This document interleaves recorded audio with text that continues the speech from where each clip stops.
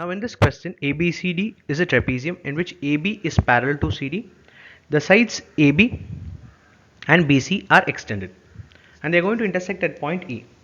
If AB equal to 2 cm and CD equal to 1 cm and perimeter of ABCD is 6 cm, then the perimeter in centimeter of triangle AEB is question.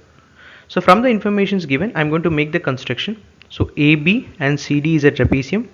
Sides AD and BC are extended and they are going to meet at point E. So the figure will look like this. And DC is parallel to AB and AB is given as 2 cm and DC is 1 cm. By just looking at the figure itself, we will be able to recollect a famous theorem. So when DC is parallel to AB and DC is going to cut the sides AE and EB. That means D and B will be the midpoints of the sides. That means it is going to divide the sides into two equal halves. That means AD will be equal to BC and ED will also be equal to EC. Now I am going to take the two equal sides of the trapezium as A. And the perimeter of the trapezium is given as 6 cm. Perimeter is nothing but sum of the sides.